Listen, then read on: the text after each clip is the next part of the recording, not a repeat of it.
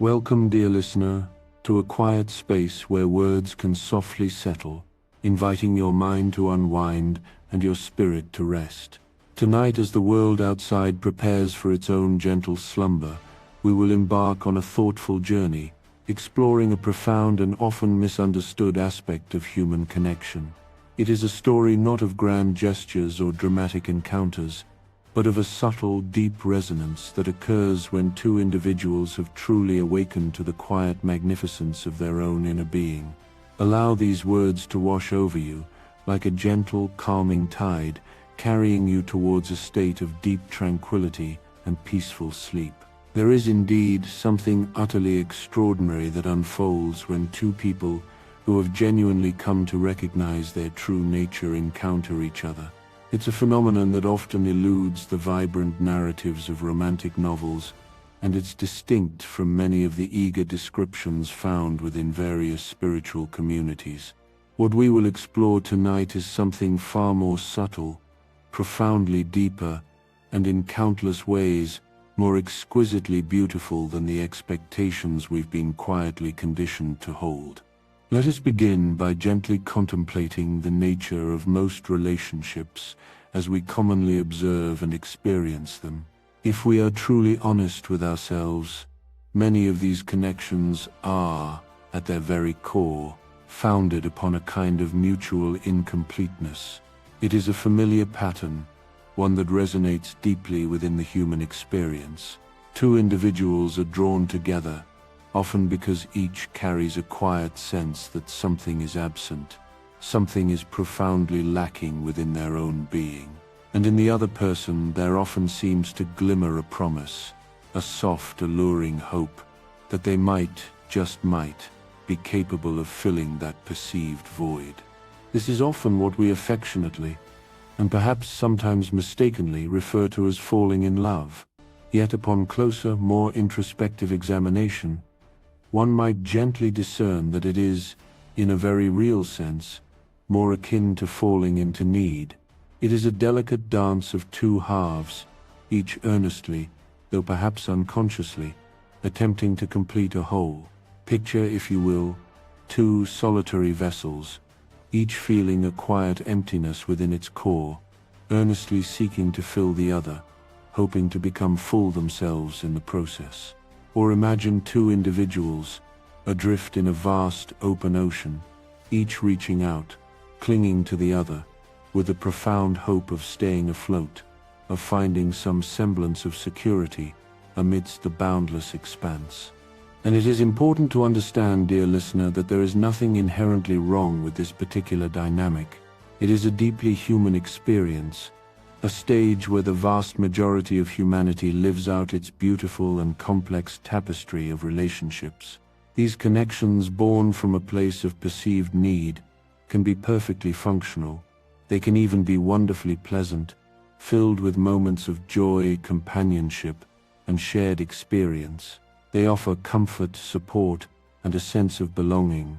However, beneath the surface, they are often rooted in a fundamental misunderstanding, a subtle, persistent belief that one is inherently incomplete, that true happiness or profound fulfillment resides somewhere outside oneself, and that another person possesses the magical capacity to bestow upon you that which you believe you lack within your own inner world. It's a beautiful quest, yet one that often leads to an endless seeking. But now, allow your mind to gently shift, to drift towards a different landscape, a different possibility. For when two truly awakened souls meet, something entirely, beautifully different begins to unfold. And the very first, most crucial understanding to embrace, the quiet cornerstone of this unique connection, is this: awakened souls do not need each other. Let me repeat that gentle truth, allowing it to softly resonate within your awareness, for its implication is truly profound. They do not need each other. They are, you see, already complete. They have already embarked upon that quiet, inner journey and discovered, with a sense of profound serenity, that the wholeness they once so earnestly sought was never, in truth, residing outside themselves. It was always gently, patiently, waiting within. They have come to realize that they are not separate, limited beings who require another to make them whole. Rather, they have awakened to the wondrous understanding that they are, in essence, the universe itself, experiencing life, breathing and unfolding through the unique and precious form they inhabit.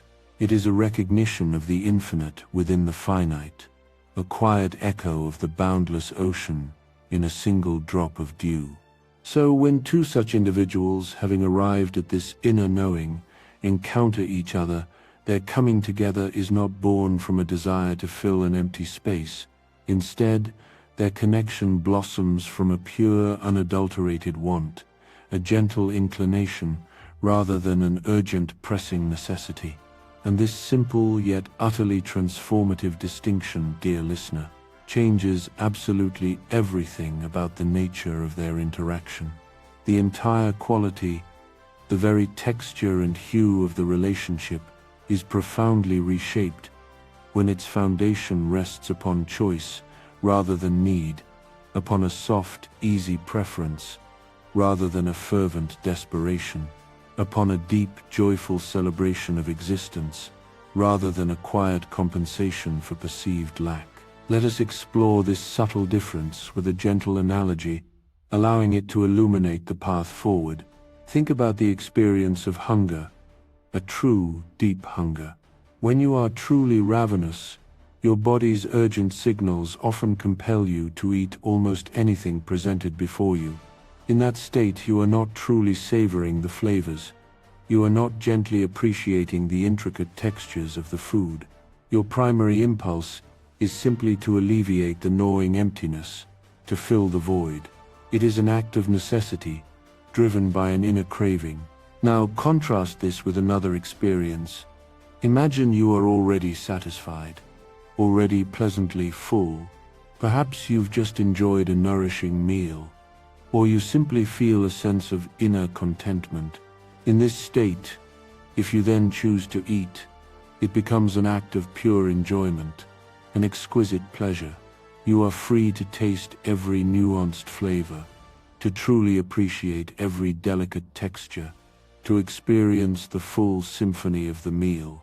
You are eating, not to fill a hole, but for the sheer delightful pleasure of eating itself. This is precisely what unfolds when awakened souls gently come together. They are not in this sacred dance using each other as instruments to achieve some personal goal. They are not attempting to extract something from one another to somehow patch up an inner emptiness. No, their interaction is far more beautiful, far more generous. They are simply enjoying each other's presence, appreciating the unique manifestation of consciousness before them, celebrating the profound mystery of awareness, recognizing itself in another cherished form. It is a quiet symphony of recognition, a gentle mirroring of the divine. And here, dear listener, is where the narrative becomes truly fascinating, truly spacious, because neither person in this awakened partnership carries a hidden agenda of need, because neither is clinging with a subtle grip, grasping with an unconscious demand. There blossoms within the relationship a kind of freedom that most people perhaps never truly get to experience. It is a vast open freedom, like the boundless sky above, allowing each individual to be completely, authentically themselves. There is space to change, to grow, to explore new horizons, to move forward on their own unique path, without reservation or apprehension. There is no subtle sense of possession, no anxious fear of loss that can cast a shadow over their connection. There is no desperate, often exhausting, attempt to control or to subtly manipulate the other person, to mold them into some predetermined image of what they should be. This kind of relationship is an invitation to expansion, not contraction. When an awakened person gazes upon another awakened person, they are not seeing someone who is required to complete them or to fulfill some lacking aspect of their own being. No, what they perceive is far grander, far more encompassing. They are witnessing the universe itself, gently looking back at itself. They are recognizing, with a sense of profound and quiet awe, that the very consciousness that gazes out from those other eyes is, in its essence, the very same consciousness that observes the world from their own unique vantage point. It is one boundless awareness, experiencing itself from two distinct perspectives, engaging in a kind of cosmic, playful game of hide-and-seek. This deep and tender recognition of shared consciousness gives rise to a very particular kind of intimacy, a quality of closeness that is unlike the more commonly experienced forms. It is not the desperate, often anxious, clinging intimacy of two individuals who harbor a quiet fear of being alone, of facing the vastness of existence without another beside them. Nor is it the melodramatic intensity often seen when two egos earnestly strive to merge, to become one, often in the process losing the distinct beauty of their individual selves. No, this intimacy is something much more spacious, much more relaxed, like the gentle, unhurried pace of a river flowing towards the sea. It is akin to the deep intimacy shared by two skilled dancers who trust each other implicitly, completely. They do not need to hold on to each other for balance. Each dancer possesses an inherent equilibrium within their own being. They are free to move independently, to express their own unique rhythm, and yet they remain perfectly synchronized, their movements flowing together in a beautiful, effortless harmony.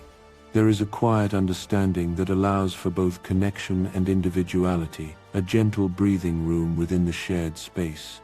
Now let us gently consider what, perhaps, does not happen when two awakened souls meet, allowing the absence of certain dynamics to highlight the profound beauty of what is present. First and foremost, there is no drama in the neurotic sense that often characterizes human interactions.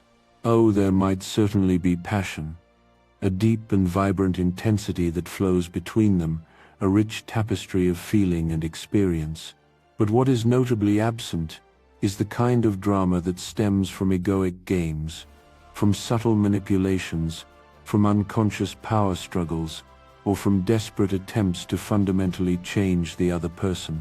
This is because both individuals have, through their own inner journey, seen through the illusory nature of the ego's elaborate games.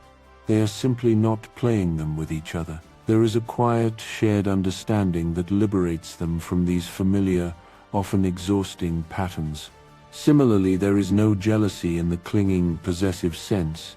An awakened person still dwelling in a human form might indeed experience a momentary flash of what could be identified as jealousy, a brief passing cloud across the vast sky of their awareness. However, the crucial difference lies in their response. They do not identify with it. They do not cling to it as a fundamental aspect of who they are. They do not weave it into an elaborate story, nor do they wield it as a weapon against the other person. Instead, they perceive it for what it truly is, a temporary emotion, a transient wave on the surface of consciousness, nothing more. They allow it to arise, to be felt, and then with a gentle spaciousness, they allow it to naturally dissipate, like steam vanishing into the air. And the fear of abandonment, that deep, often primal human fear, also loses its grip. This is because the awakened person knows, with a quiet and unwavering certainty, that they can never truly be abandoned in an essential sense.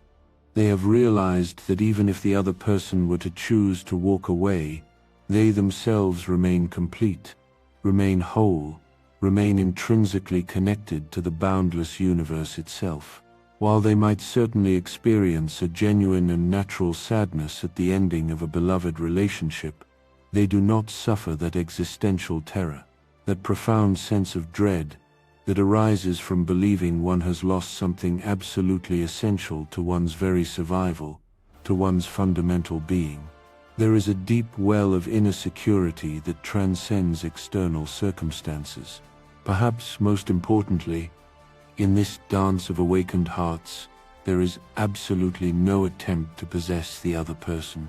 The awakened soul understands, with a quiet and profound wisdom, that you cannot truly possess another human being any more than you can grasp and hold onto the ever-moving wind, or claim ownership of the vast, boundless ocean, or capture the infinite expanse of the sky. The other person is free, has always been free, and will always remain free. And rather than perceiving this inherent freedom as a threat, rather than feeling anxiety or insecurity about it, the awakened person witnesses it as a thing of immense beauty, a wondrous aspect of life itself. They are not striving to cage a magnificent bird. Instead, they are simply marveling at the bird's effortless ability to soar, to fly across the sky with grace and unburdened joy. Their appreciation is for the very essence of freedom itself. So then, dear listener, if these familiar patterns dissolve, what does in fact truly happen when two awakened souls meet? What beautiful qualities emerge from such a profound and unburdened connection? First, and often with a striking clarity, there is recognition.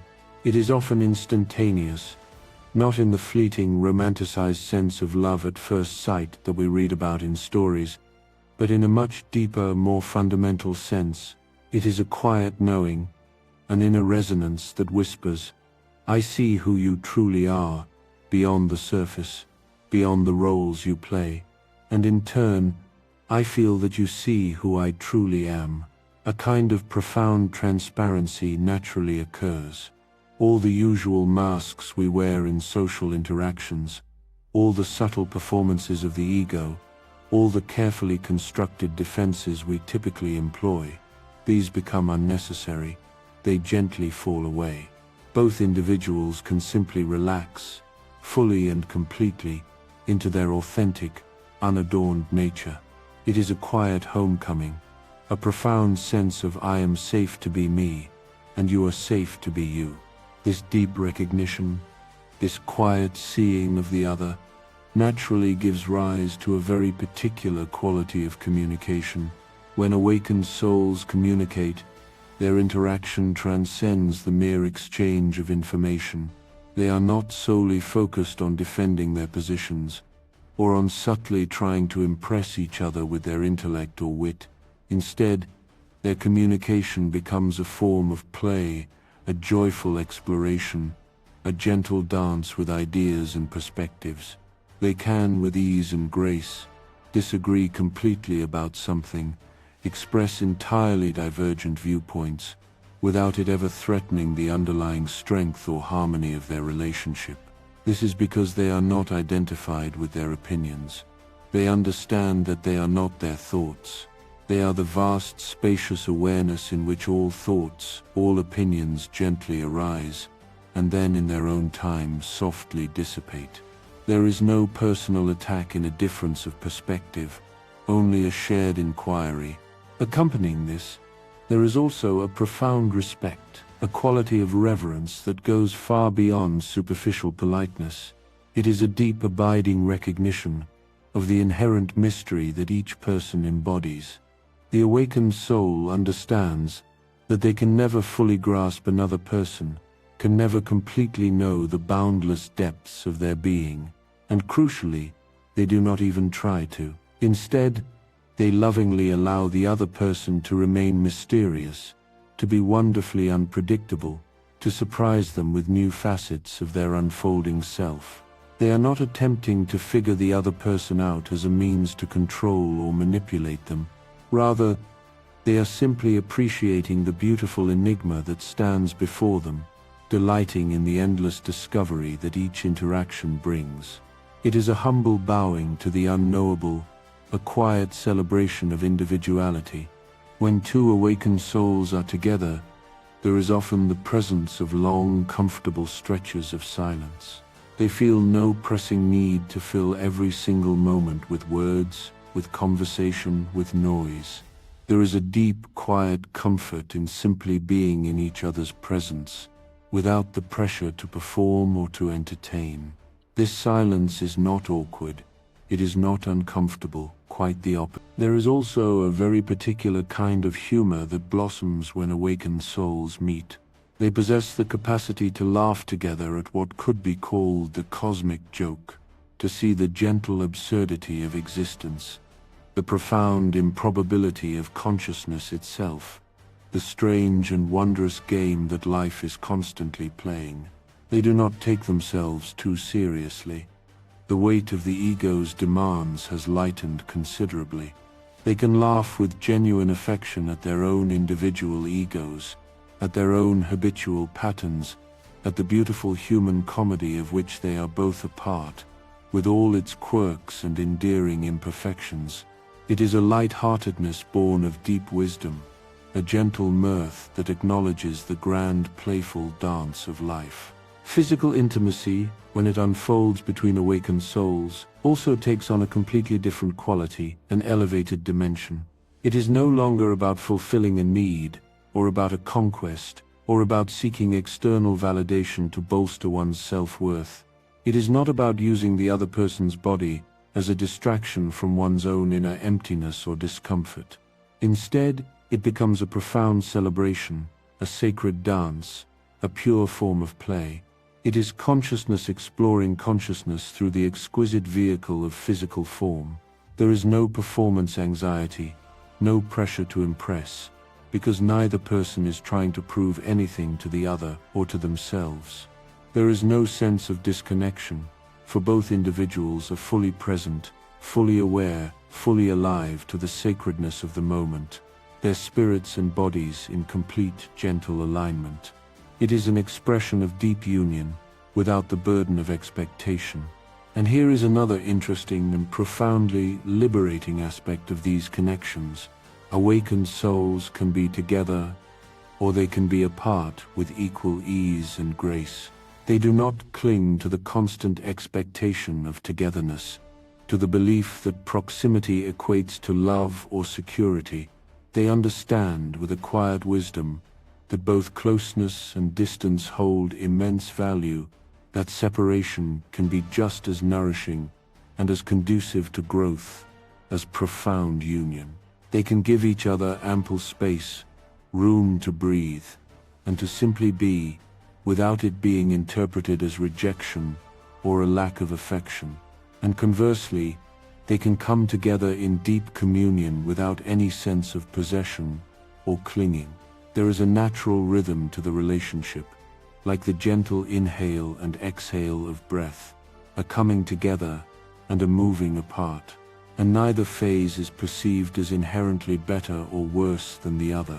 Each holds its own unique beauty and purpose within the larger dance. Even when conflicts inevitably arise, as they do, for even awakened souls reside in human forms and navigate the complexities of daily life, they are handled in a remarkably different way.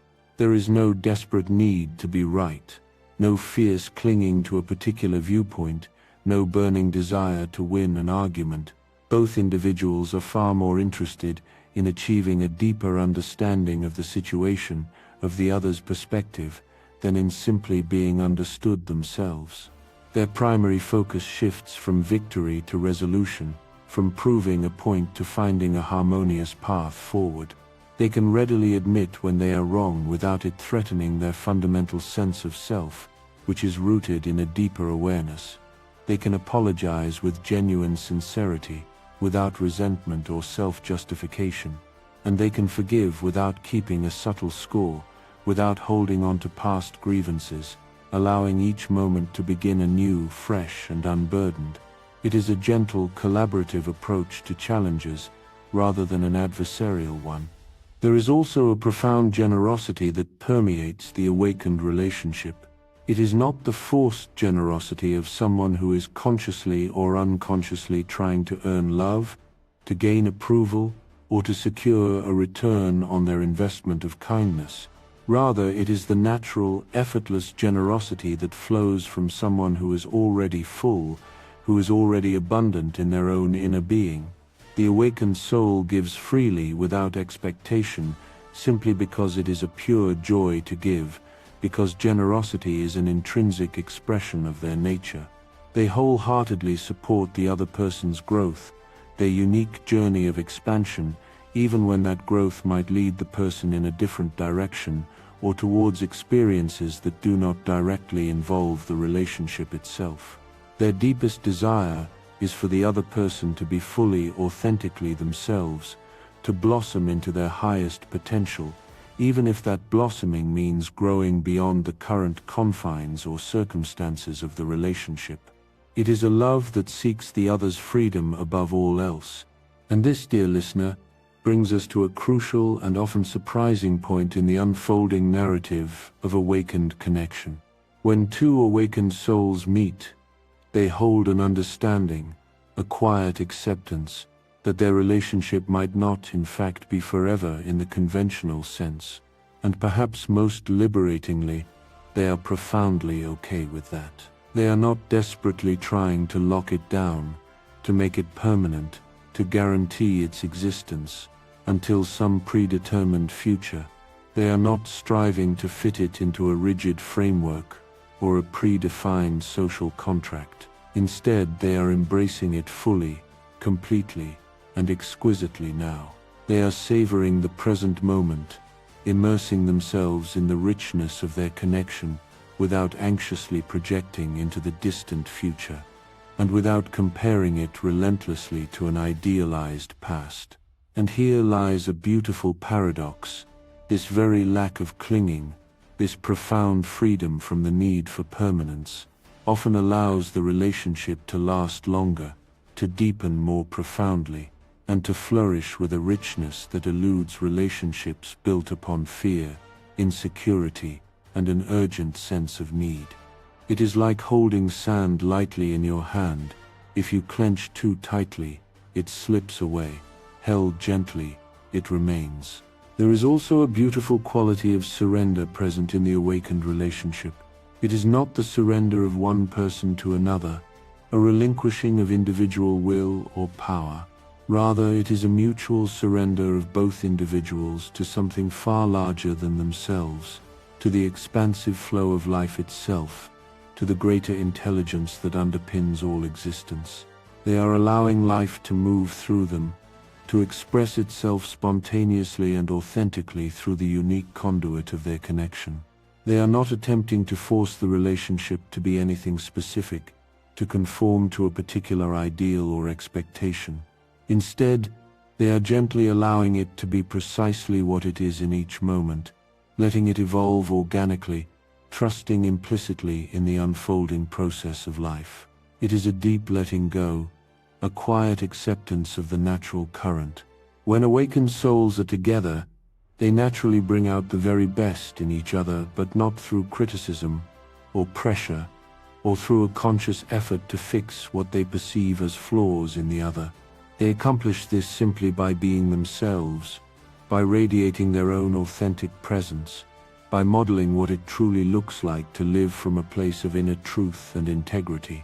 They create, simply by their presence, a safe and nurturing space where the other person feels completely secure, completely at ease, to gently drop their own masks and their own defenses, to reveal their most vulnerable and authentic self. Each person's journey of awakening, in this beautiful dynamic, naturally deepens and enriches the other's awakening. It is a kind of profound resonance, like two tuning forks vibrating at the same pure frequency, gently amplifying each other's inherent harmony and light. And then, there is a profound sense of sacred ordinariness that permeates the awakened relationship. In this presence, everything becomes infused with meaning, imbued with a quiet significance. Even the most mundane, everyday activities, washing dishes together in comfortable silence, sitting in traffic side by side, gently tending to household bills. These ordinary moments become illuminated, infused with a deep sense of presence, with a quiet awareness, with the profound recognition that this moment, exactly as it is the only moment there ever truly is. They are not passively waiting for some grand, special moment in the distant future to finally arrive and bestow happiness upon them.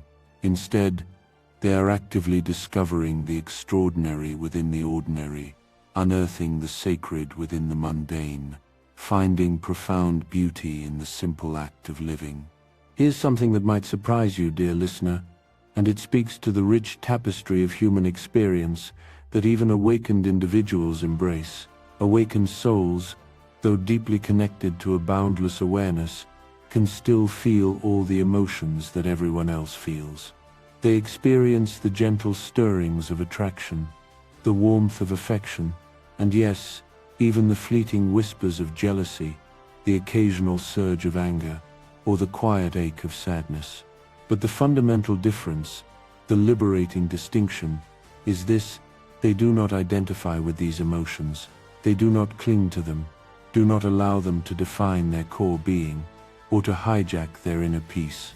They do not transform these emotions into persistent problems, nor do they construct elaborate, self-serving stories around them. Instead, they feel them fully, completely, allowing the emotion to surge, and then with a spacious awareness, they simply let them pass. It is precisely like watching the weather move across the vast open sky. The sky itself does not cling to the intensity of a storm, nor does it desperately push away the bright warmth of the sunshine. It simply allows both to come and to go, remaining always the unchanging, boundless sky. When two awakened souls meet, there is also a quiet yet powerful recognition that the relationship itself is not ultimately about personal fulfillment in the egoic sense. It is not solely about completing each other, or about finding personal happiness together as a primary goal, as if happiness were a destination to be reached by two separate travelers. Instead, it is about something far larger, far more expansive, far more profound. It is about consciousness itself, exploring its own infinite nature, about the universe experiencing its own intricate dance within the context of relationship, about life itself, expressing its boundless creativity through the beautiful interplay of two beings who have gently remembered who they truly are. The relationship becomes a sacred conduit, a vessel for a deeper truth. There is a well-known Zen saying, a simple yet profound truth that resonates deeply with this understanding: before enlightenment, chop wood, carry water. After enlightenment, chop wood, carry water. The external actions, the daily tasks, might appear unchanged to the casual observer, and the same could be said, with quiet conviction, for relationships. Before awakening, you relate to another person in your familiar way. After awakening, you still relate to another person.